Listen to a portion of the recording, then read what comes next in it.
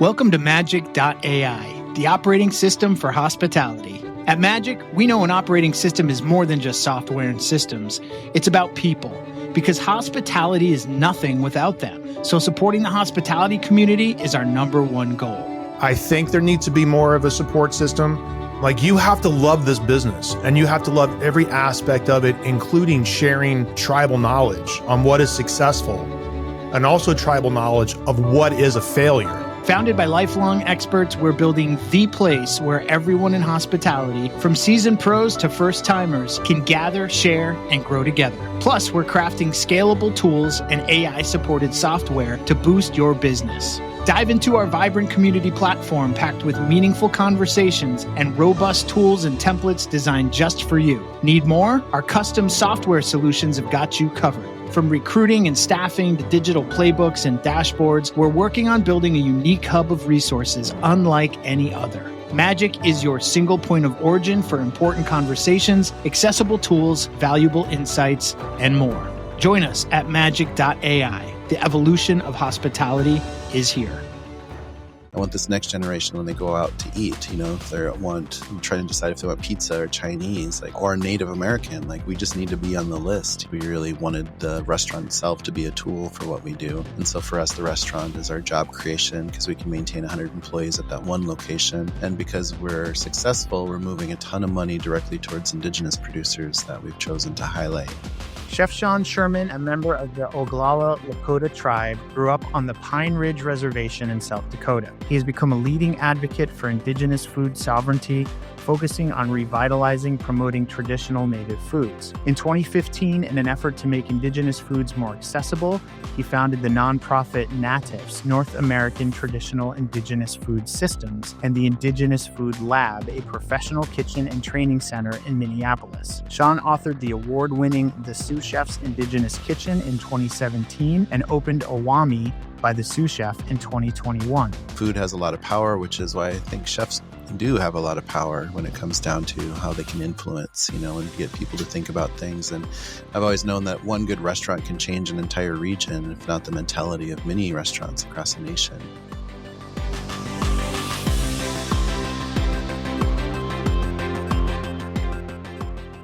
Well, there's a lot of education involved with it. And I realized that really early on when I first started this journey of just kind of being an advocate for Indigenous foods. And just, for me, when I had the epiphany of just realizing the complete absence of Native foods out there, I spent a few years, really researching to try to understand what that meant for me particularly. And eventually, creating a philosophy to start working with the business side of things and trying to create a business around it to kind of highlight it more. And then when I started getting a lot of attention, especially from media, even early on, the question was always just Native American food's weird, never heard of it, what is it? And so I spent a lot of time just answering that question. And I feel like we've come a long ways. So there's been a lot more, it's been in the conversation a lot more in the mainstream. There's still a lot of work to do out there. But it's just educating people that, there's so many diverse cultures of Indigenous peoples across North America. And there's so much interesting pieces to understand, whether it's Native agriculture or just the knowledge of wild foods around us, how to utilize animals in a more resourceful way, and just understanding what are the true foods of North America. So for me, everything that we've done through the nonprofit is just building a model to help support more of that, creating more of that awareness, creating more understanding for not only people following us, but also for ourselves, and just spreading out what we can do, and not just a region here in Minnesota, but eventually kind of all over the place, because we're already getting ready to grow. We're already moving into Bozeman, Montana, and we have our sights set on Anchorage right after that. And we just have a lot of work in front of us. And can you talk a little bit about the challenges that Indigenous communities face in accessing food and how we can all help kind of overcome those barriers and help those folks overcome those barriers? Well, a lot of this work stemmed from what I grew up with on Pine Ridge Reservation in South Dakota. which if you look at Pine Ridge today, you're still going to find some really poor just poor facts of what's going on the reservation, right? And so there's a lot of unemployment, there's a lot of health issues, there's a lot of obesity and heart disease and all these foodborne illnesses that are out there. There's a lot of lack of nutritional access, and so there's just a lot of work that I want to be able to try and do. So part of our model was, trying to pool as many Indigenous producers as possible together so we can create distribution. And some of our model is working directly with school systems and hospitals to help them to develop healthier, Indigenous-focused food pieces, and creating recipes and menus with some of those groups. And we're even moving into like creating some of those foods personally, so people can just buy ready to eat foods for those kinds of situations and institutional levels of things. And, just trying to utilize our influence of what's possible. And, because since you were just at Awamni, you know that everything is gluten-free, dairy-free, sugar-free, soy-free, pork-free, all these things. And just how good you feel when you leave the restaurant, even though you can eat a lot and feel full, but you can walk out of there and your body feels good, And we should be eating more for health. And I wish a lot more chefs and restaurants would have a lot more intention about who they're purchasing their foods from and what kind of recipes they're creating, and just like, can we start to normalize healthy eating in America instead of what we've been through? Healthy eating that's delicious too, right? Healthy eating that's delicious. Awamni proved,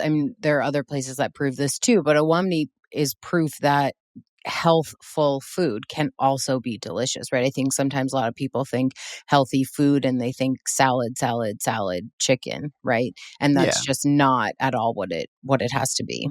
No, not at all. And we're not, we don't have to make a plant taste like a hamburger either. Like, we can just make really good food utilizing what's there.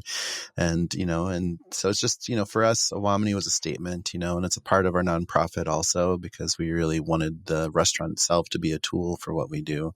And so for us, the restaurant is our job creation, because we can maintain 100 employees at that one location. And because we're successful, we're moving a ton of money directly towards Indigenous producers that we've chosen to highlight, because a big chunk of our costs are food costs, and a huge chunk of our food costs are very intentional about who we're purchasing from. So we've been, with this one restaurant kitchen, we've been really it's been really impactful for a lot of our local producers that we utilize, and national producers too, but just really kind of focusing that on Indigenous producers.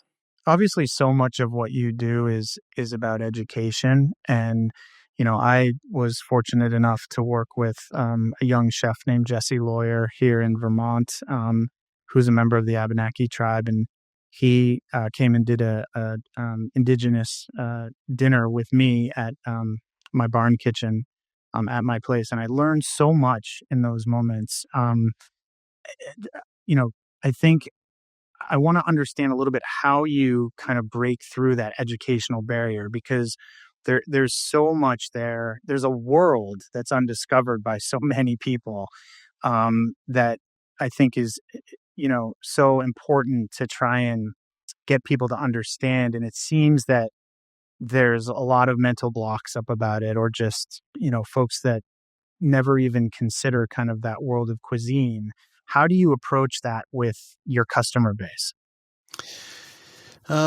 Part of it's just putting it out there, because the restaurant creates a place where people can come and, physically have this experience, and I see food as a really powerful language to really cut across a lot of things, because, it doesn't matter what your political leanings are or the color of your skin. Like, people really can understand and listen to food, and food has a lot of power, which is why I think chefs do have a lot of power when it comes down to how they can influence, and get people to think about things. And I've always known that one good restaurant can change an entire region, if not the mentality of many restaurants across the nation.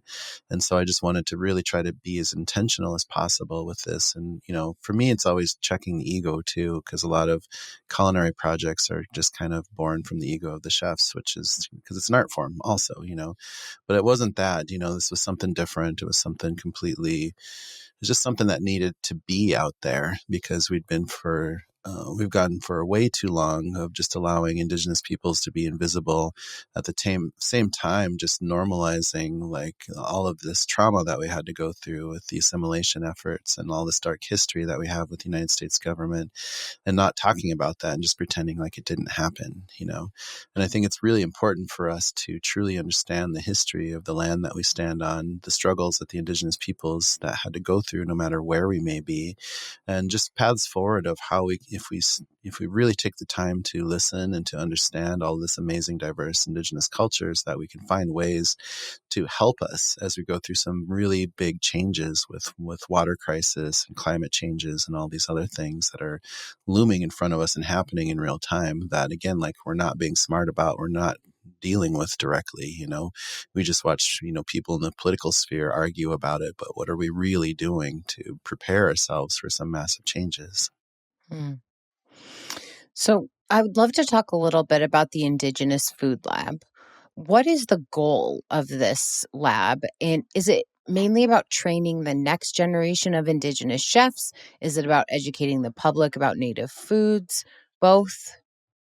Yeah, it's pretty multifaceted because NATIFS is the main organization, and it's North American Traditional Indigenous Food Systems, and we're a 501c3. And Indigenous Food Lab is kind of a public-facing entity of the nonprofit that we have, and it's a model we built in Minneapolis. So we have in this multicultural food hall, we built a native market space. So we have over 50 different Indigenous over 50 Indigenous food producers featured in that market space. And we are able to, you know, create a space where people can come and purchase these things in store, but also online. And we can ship things out across the country, and we can sell wholesale. So we've been working with some hospitals, some schools, some other restaurants, pieces like that we can move big bags of foods around to. And we're just working on making that online presence a lot stronger. But then we also have a classroom studio to kind of steward Indigenous knowledge, because we've watched so much Indigenous knowledge just kind of get washed away over the past couple hundred years.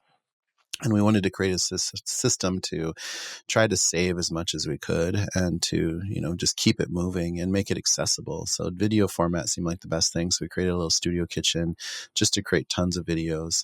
So if you go to our website, you can find some of those videos. Some of them are cooking videos. Some of them are talking about wild plants. Some of them about language. Some of them interviewing other chefs from different regions, you know. So we just have an open format, but it was just a space to create and steward that native knowledge base. And then we have production studio, where we've been able to make more Indigenous products.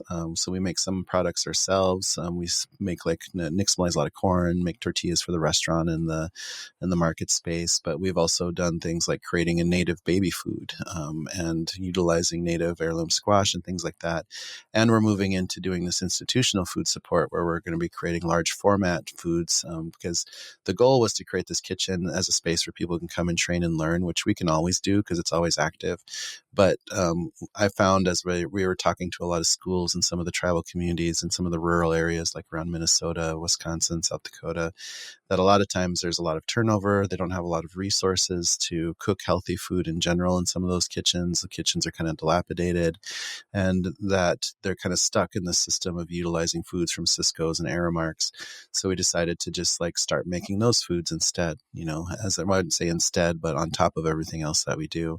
And that way there'll be a support for them to at least buy some of these healthy native foods, and they can utilize their language, and they can start to see those foods out there in those communities. And then the restaurant, of course, like I just talked about, is part of the nonprofit, because it's the job creation, and it's a built-in engine for product movement, and we can test a lot there. We can train a lot and develop a lot. And we've created, you know, a lot of skills and a lot of skilled new chefs with this new focus of Indigenous North American foods. And the whole thing is replicable, which is why we're moving into Montana right now to start setting up all of these pieces. So the food lab that opens up in Bozeman will start off with bringing a lot of these products to create distribution, so we can move a lot of these native products directly to tribal communities. To create a new classroom studio out there, so we can start creating more videos with the different tribes that are out in that region. Because I can't remember if there's 14 or 17 tribes in Montana, so there's a good amount of Indigenous communities out there.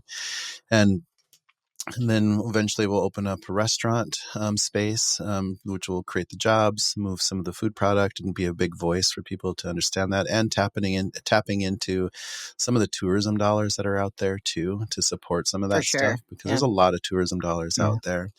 and then creating a production kitchen to start creating foods that could be used in again, schools and hospitals and tribal communities, or maybe their community centers or whatever they might be, but just making that an option available so people can purchase those foods too.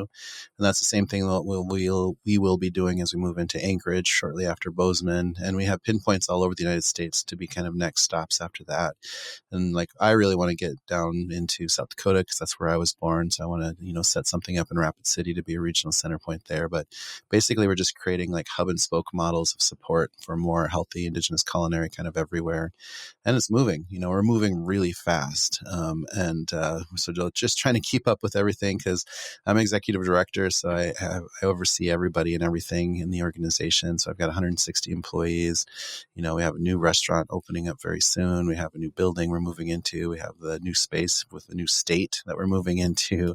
And we just have all this stuff. So we're just trying to drum up some support, because it's going to cost us money to make some massive changes out there, Yeah. One of the things that you mentioned you wanted to discuss today is decolonizing diets. For the listeners who aren't familiar with that concept, it includes returning to food that was available pre-colonialism and celebrating the growth and preparation practices of Native and Indigenous people. Can you dig into that a little bit with us and talk about what you'd like to expand on as it relates to that topic? Well, I think the topic is more about than just decolonizing food systems. I think that's one part of it, but it's also just like, how can we move away from all of these negative things that colonization has normalized in our lifestyles, So I do a lot of talking, I do a lot of speaking engagements, and I talk about that, and I just kind of break it down because, I just get people to understand what is colonization, so it's a policy or practice of acquiring full or partial political control over another country, occupying with settlers, exploiting it economically. And we see colonization happening in real time in many places all over the world, whether it's Ukraine, Gaza, Congo, the rainforests in South America. Like, we see it happening all over the place, right? So we've never exited an era where colonization has ended. It's still continuously going on. And it's created a lot of negativity because it really, a new political power moves in, it takes over land spaces, it dehumanizes the people that are from there. It's very violent. It's very much about capitalism, power, and control, and about individuality. And so we've seen this happen, throughout the past couple hundred years, especially all around the world. It's hard to name a country that hasn't gone through some form of colonization, And so for us, it's looking at, if you compare the values of what Indigenous communities on a global scale have brought, there's a lot of focus on community. There's a lot of respect given to elders who have lived life experiences. There's a lot of not just, hiding behind science when there's lived experiences of how things actually work. There's no reason that westernized academia needs to be on top, because there's so many perspectives of education across the board all over the place, whether it's medicines, environment, agriculture, you name it, And so for us, it's just like, if we compare these kind of damaging values of colonization to, some of these really unique qualities that Indigenous people share on a global scale, that we could be closer to the earth. We can have a lot more deep respect for the environments that we live in, for the histories of the land spaces and the peoples and the cultures that are from there, really truly understanding diversities and celebrating diversities instead of trying to homogenize things. And I think that there's a lot that we can do if we push for that. So decolonizing our diet is just one step, because it just gives us an opportunity to look at this industrial food complex that we've been stuck to, and how do we break free from it? Because what's going to happen? What happens to us after we've been microdosing glyphosate for the past 20 years? And so, like, we have to think about, like, where is our food dollars going? Who are we supporting? Who are we promoting? How can we eat a healthier diet and normalize a healthier diet? And those are kind of some of the steps towards decolonizing the diet that we're approaching. So it's big and it's complicated. Do you do any work with sort of bills or legislative agendas to make any changes on those types of things? We were working a little bit closer with one of our senators in Minnesota, Tina Smith's office, and really attempting to try and share some of what we've seen on the ground level around Indigenous foods, especially around the country, for the sake of the last farm bill that was just kind of going around this last time around, which Right. has a lot of control over what Indigenous communities can and cannot eat, what kind of proteins we can move around, and pieces like that. And that piece of legislation, unfortunately, carries a lot of weight, and it's really difficult. We can't really have food sovereignty with governmental control of food systems. So it's getting people to really think about some of these kind of dated legislations that bear way too much weight on how people eat and what kind of healthy, nutritional food they have access to, especially in school systems on tribal communities, where we just have just shit food, not to, Yeah. and it's just Yeah. like we have to do better, and there's no reason why we can't just I want to open up food production facilities right in tribal communities to help create jobs to make food for the communities and normalize those healthier foods, because there's no reason why Native American foods should be so rare in some place like America, where we have so much amazing ties to Indigenous cultures and amazing Indigenous communities very much alive everywhere. And, I just want to normalize seeing Indigenous foods out there, so I always say that I want this next generation, when they go out to eat, if they trying to decide if they want pizza or Chinese, or Native American, we just need to be on the list, because it should be normalized and not just bubble up around Thanksgiving time. Does it feel conflicting to sort of need to work with a government that took your sovereignty to get sovereignty back? Is that a silly question? I mean, it's just part of the reality of where we are, because obviously this land space is controlled by the United States government. And, we went through, I always teach about what happened in America between the years 1800 and 1900, and then 1900 to basically now. And 1800 is extremely aggressive and violent. That's where we see the most of the violence happening, because at the beginning of that century, over 80% of the landmass of North America is under Indigenous control. And so many Indigenous communities hadn't even seen European people at that time in history. But by the end of that single century, less than 2% is held by Indigenous peoples. And just a massive amount of loss of lives happen over that single century. And we know it very well because as Lakota, in where we are in South Dakota today, we were still fighting the U.S. government till the turn of that century, almost till 1900. And so this history is not very long for us. It's not like we're going way back in history. We're just going back to my grandparents' generation, basically.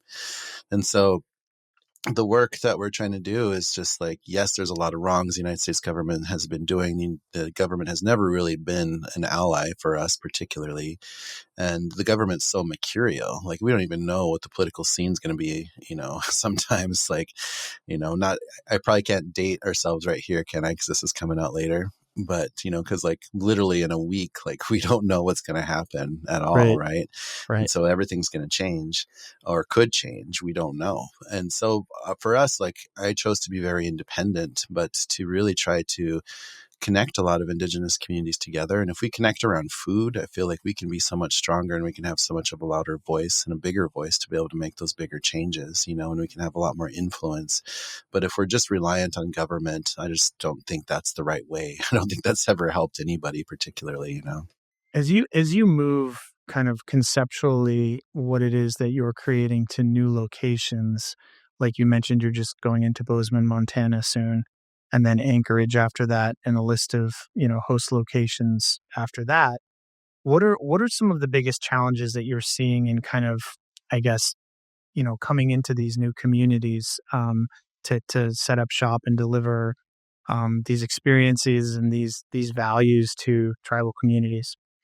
Well, I think we can influence from the inside out a little bit, kind of like we've done here in Minnesota, because just I started the company, The Sous Chef, way back in 2014, and nobody really knew what the angle was that we were doing, as we kind of had these rules of cutting out a lot of these colonial ingredients and, not having things like fry bread or cheese or sodas and stuff like that, and really focusing on something completely different. And, we've been able to grow a lot over the past decade, and having a restaurant like Owamni, stand out and win a national award like Best Restaurant in the United States by James Beard. Like those are big awards, or Best New Restaurant. But, still like those are national awards for something a concept that didn't really exist before to just come out of nowhere and stand in those spaces. So I feel like that we can continue to have that kind of influence by just doing it, like just showing what's possible. And because I see so much opportunity out there, because I can imagine a world where we can have native restaurants everywhere, whether you're in Boston or New York or Chicago or Portland or San Diego or Arizona, but like wherever, it doesn't matter. Like, but each one would be unique and different because it would be really focused on the tribal communities, the lands, the foods, and just the flavors of where they may be. And there's so much story to tell and learn about all this diversity that's been completely overlooked by, just everything. So. Yeah. Are there other folks in the tribal community or in the indigenous communities that are also in food that, like you, that you're helping kind of sow these seeds, if you will, with them as you begin to expand your vision? We're seeing a lot more native food businesses starting to appear, a lot more native chefs coming forward with new concepts, which is great, and we're seeing a little bit more mainstream allowing us to kind of take some of these spaces because I've filmed a couple of big TV shows recently that get a lot of attention, for example, and bring this conversation onto this mainstream platform there's just never been a part of it ever. And so I feel like, and there's a lot of money pouring into native ag right now, and there has been for a little bit. And there's a lot of support of trying to get them the right kind of equipment that they need to be successful. And we're just kind of on that back end of like trying to create the demand by showing what's possible and, creating a support system so people can do this everywhere, so they don't have to start from scratch and we can support with what we've built here in Minnesota. And we can work on conceptualization and menus and recipes and all these kinds of things and really do it intentionally, knowing the differences of everything that's out there. And so I feel like there's, I'm out there and traveling around quite a bit, and I've been to most regions in the United States. I think I've done work in every state now over the past, since I started this 10 years ago. And, traveling internationally too, but there's so much interest out there. And, we're just trying to catch up with it and trying for ourselves to grow, because we're a really small nonprofit when it comes down to it. Even though I've got 160 employees, a lot of those are the, restaurant workers and pieces like that. But our admin team is really small and we need to grow, and so that's the biggest trick for me is like, how do I grow an organization with all this intention and find the monies to pull that off and be able to find the right people and staff to help us grow. But I see the path so clearly moving forward. It's just a matter of like manifesting it. So one of the parts of what you're trying to do is help people understand the importance of sourcing ingredients locally and sustainably, right? Can you talk about why that's so important? Yeah, I think it takes kind of farm to table kind of situation a little bit further, because I'm really focused on really supporting a lot of these indigenous producers who are deeply connected to some of the seeds that they're growing, the plants that they might be harvesting, or the animals, whatever they might be. So like, buying bison out of Cheyenne River, Sioux tribe in South Dakota, for example, who they're part Lakota tribe like myself, but such a deep connection to an animal that was almost completely wiped out, and being able to, bring this back on a commercial level.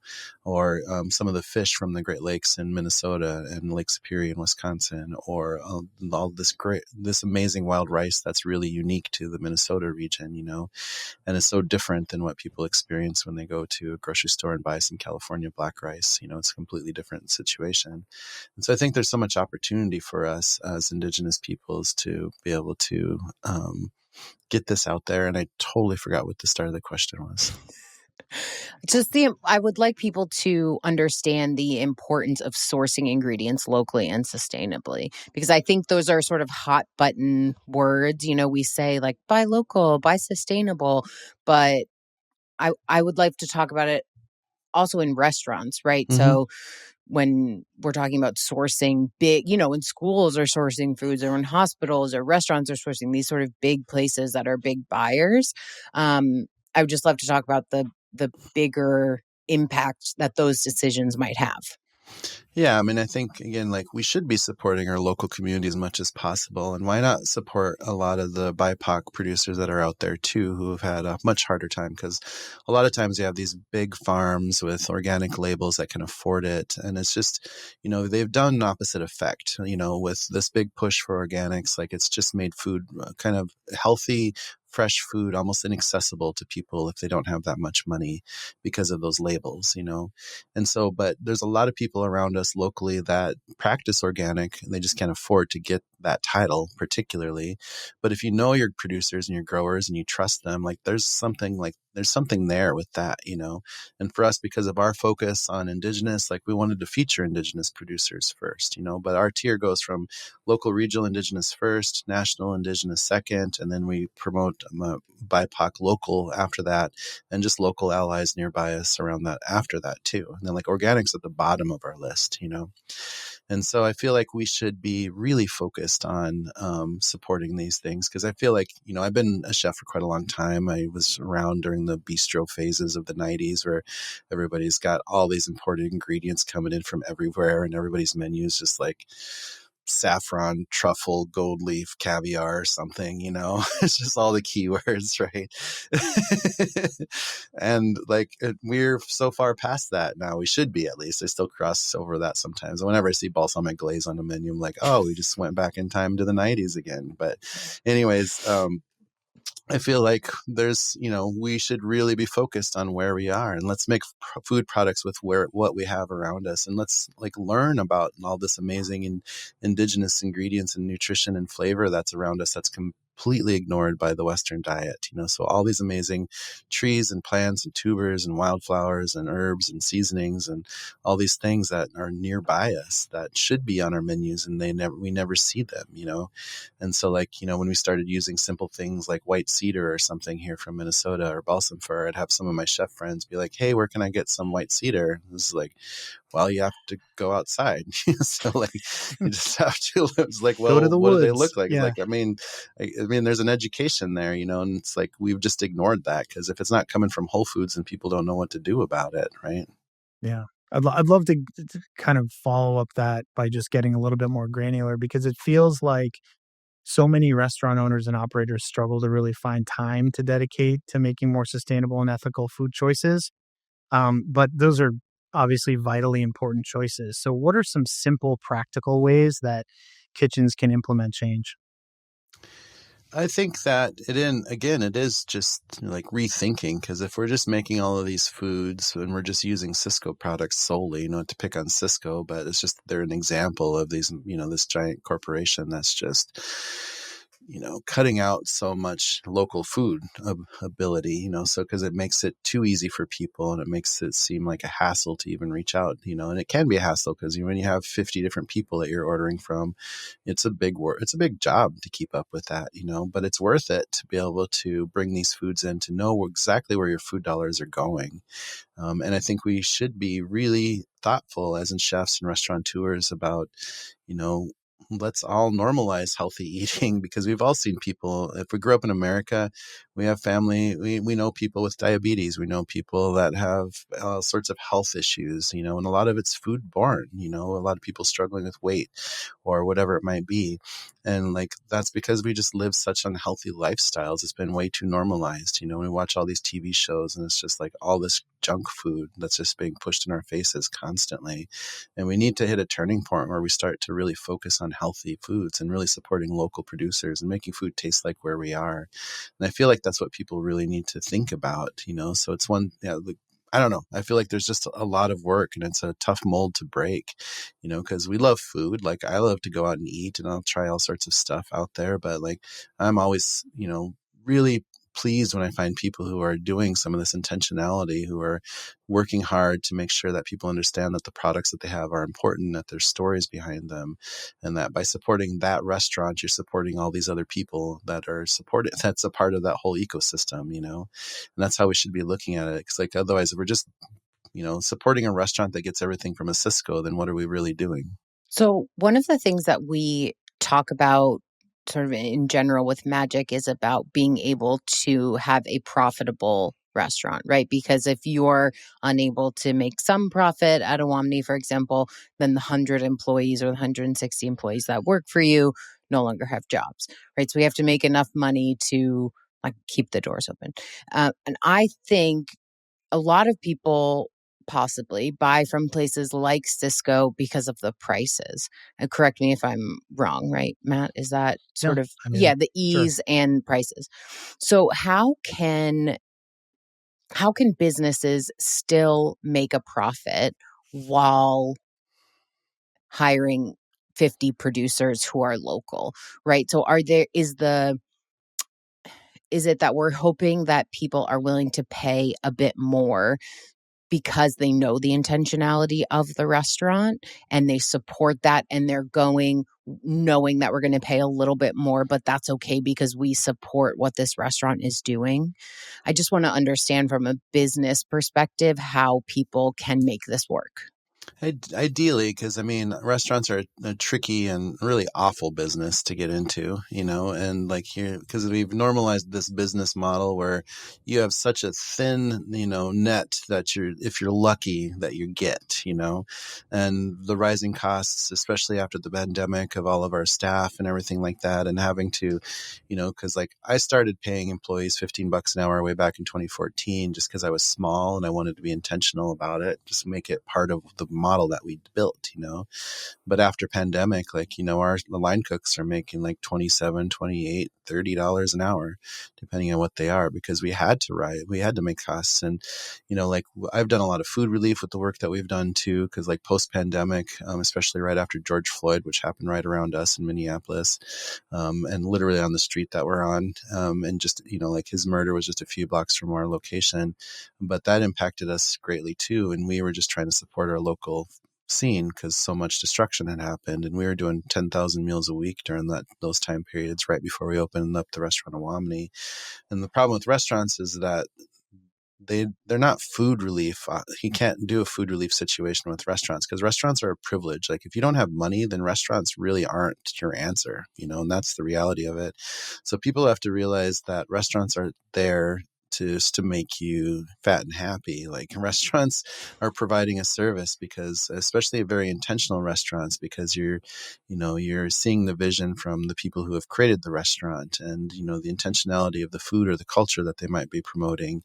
And it costs a lot of money to have the staff to bring in these specialty ingredients to feature these things that you're not going to find everywhere else. Because most menus across America are literally the same. You walk into almost any restaurant, if you just drive across America, straight across on whatever interstate, pull over, go to a random restaurant, you can write that menu before you walk in the door because it's just hamburgers, Caesar salads, buffalo cauliflower, flatbread pizza. Like it's all the same keywords across the board. They follow the exact same things, But when you find some of these like really focused restaurants with people who are trying to do something different and make a change, like those are the ones we should be supporting. And it should be okay for them that you have to spend more money for that situation, and not just Michelin restaurants where it's just about like, the service model to make you feel like you're at a fucking plantation or something back. I don't know, like it's messed up. Like I feel like we should be really putting the emphasis on where this food is coming from and where people are at.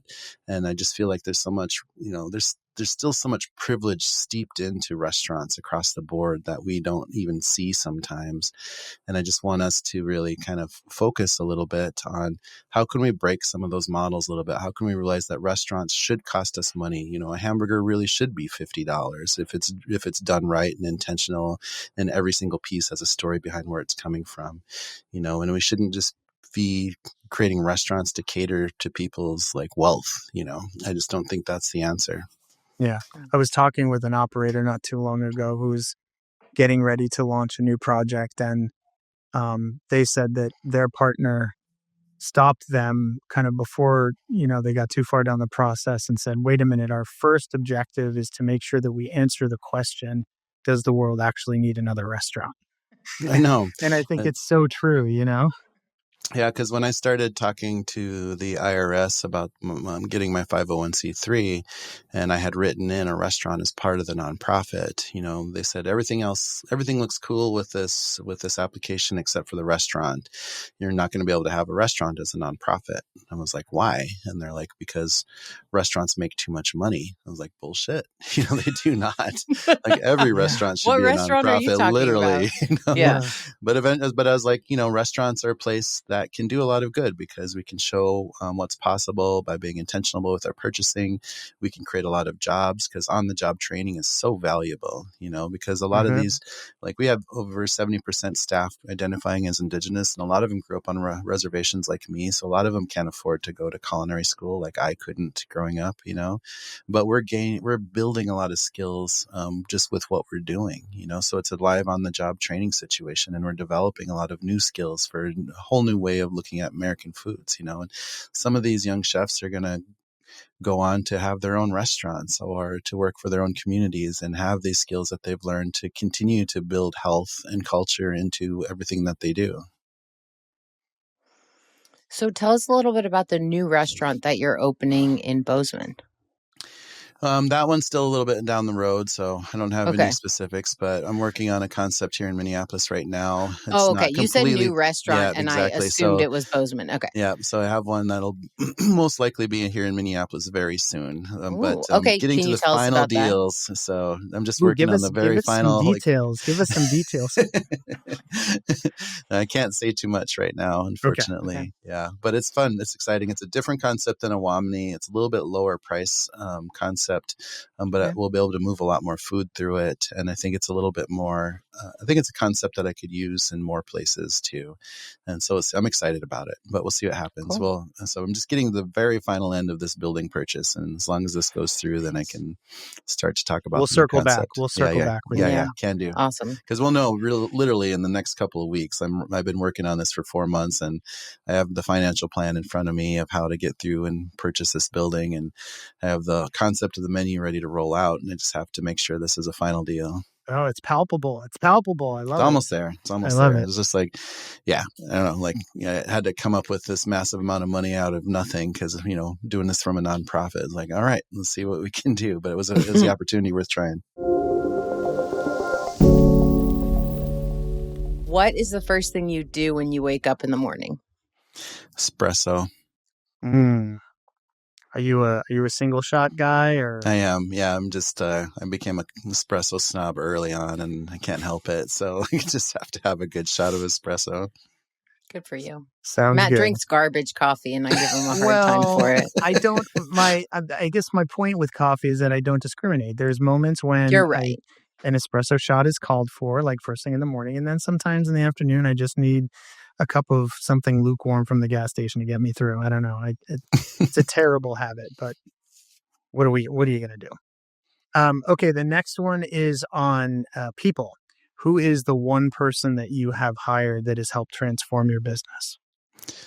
Oh, there's been quite a few. I mean, all of this is a team effort, so there's been so many different people with different skill sets, especially now I have 160 employees, It's it would be really, really hard to choose just one person because everybody played a different role with different things, so that's a really difficult question. Well, you don't have to answer. I think the entire team is a great answer. Actually, it really is. I mean, because like the restaurant team was a team effort. Because when we opened that restaurant, I was on the line with everybody for weeks. Before I moved on to just all the different various aspects of it. But like everybody played a role so much. So I'm very appreciative of everybody, and even the nonprofit. Like we were forming that right as we were getting ready to launch this restaurant. So everything feels newish, but we have had and still have amazing people on staff that have just been a big part of everything that we do. What's been the most successful marketing decision you made for your business? I think early on it was just understanding like the power of social media in the very beginning, because this way back in 2014, like just using social media, like the viralness that can happen with social media, and understanding that you can just tap into that, and I know people like created careers on that kind of stuff since the time period too. But, that was like, we've never really had to like put an ad in a paper, which seemed to be the traditional way to do things in the past, like we just were very organic. We were just doing something. So it felt very word of mouth, but it was using the power of social media to spread things. So I always felt like social media was just this powerful marketing tool, and just having, of course, it's nice to have some clever names for some of your businesses. I think the sous chef name really kind of took off on its so own. Good. Yeah. So that doesn't hurt. So, yeah, I mean, it's a little bit of everything, I think, but it was a lot of intention on that end too, so. What is the one tool that you use every day? And it can be anything. Besides my espresso machine. It can be anything. It could be a knife. It could be software. It could be anything. I carry a pocket knife around with me basically everywhere I go, even traveling, obviously not on a plane, but I was going to say, how do you get in that? Yeah. I'll usually check it in my bags if I'm traveling, if I go that route. But I think I don't know. I grew up with a pocket knife, I grew up in South Dakota, and it was normal just to have a pocket knife around you. And I just feel like it comes in handy every day somehow, somewhere. So I just feel like that's one little tool that's always on me. It's true. Nice. It's true. I carry one every single day too. Can you, before we kind of disband, can you tell people about where to get more information on what it is that you're doing and how to dig in and kind of uncover that next layer? NATIFS.org has a lot of information on the website and stuff of just everything we're doing. So NATIFS.org. Then I have my own personal website, just SeanSherman.com. It's an easy one. Just look up my name. But, it kind of connects to all these things because there's a lot of pieces out there, and we're still learning how to grow. But I think those are the best ways. And of course, following us on our socials.